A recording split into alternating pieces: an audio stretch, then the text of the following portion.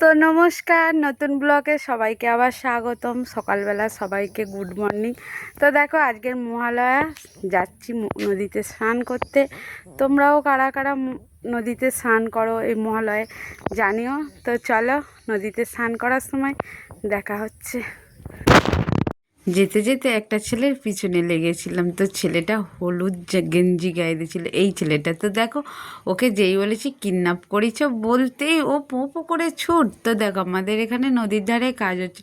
সব জায়গায় যেহেতু নদীর ধারের বাঁধ ভেঙে যাচ্ছে, তাই এদিকেও নদীর বাঁধ লাগানোর কাজ হচ্ছে। তো দেখো একদম সকাল থেকেই কিছু লোক নদীতে স্নান করা শুরু করে দিয়েছে। তারপর দেখো আমরাও চলে এসেছি। তো এখানে অনেক লোকই চান করতে এসেছিল। তো এখানে হরে কৃষ্ণ মন্দির থেকে বহু বহু লোক, আর আমাদের এখানে কাছাকাছি নদী, তাই সবাই নদীর ধারে স্নান করতে চলে আসে। আর নদীতে ছিল ফুল জোয়ার। তো এই জোয়ারে সবাই স্নান করতেও ভালোবাসে। তো ওখানে একজন এসে বলছিল নদীতে বান আসবে, উঠে পড়ো, নদীতে বান আসবে।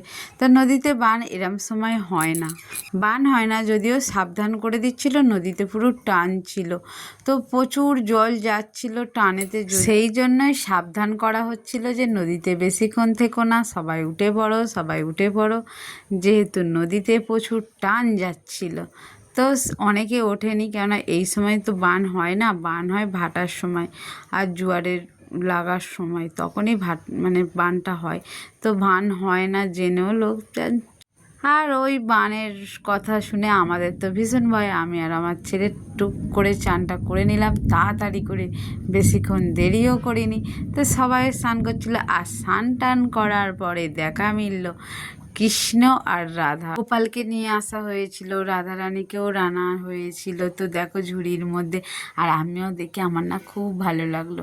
তো যেহেতু আমার ঘরে এরম ছোট গোপাল এখনও আনা হয়নি, যেহেতু আমার একটাই ঘর, আর এর মধ্যে গোপালকে এনে রাখার মতনও আমার জায়গা নেই, তো সেই জন্য আমার না ওদের দেখলে আমার কি ভালো লাগে। একবার বলে সবাই জয় রাধা গোবিন্দের জয়। তো সে যাই হোক, তো দেখো তারপরে নদীতে এত এত জোয়ার, সেই জন্য কত বড় বড় জাহাজ আসছিল। আর আমি দেখো না তিলক কেটে নিয়েছি। তোমাদের কার কার ভালো লাগে এটা মামার মতন তিলক কাটতে? আর আমার না খুবই ভালো লাগে তিলক কাটতে। ওই দাদা ভাইদের বলছিলাম যে আমাকে একটু তিলক কেটে দাও না, তো ওরা আমাকে তিলক কেটে দিয়েছে। এই যে সাদা জামা গায়ে দিয়ে এই দাদা ভাইটাই আমাকে তিলক কেটে দিয়েছি।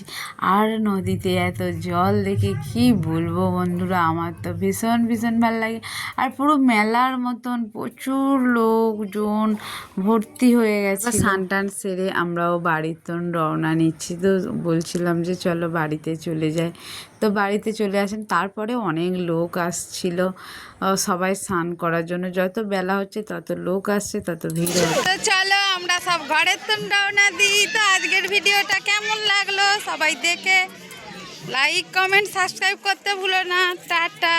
আসার পথে দেখলাম নদীর ধারে কাশফুল হয়ে আছে, বললাম কিছু কাশফুলও তুলে নি। আর আমার না কি ভালো লাগে কাশফুল, তো ওই জন্য তুলছি। ভিডিওটা কেমন লাগলো জানাতে ভুলো না।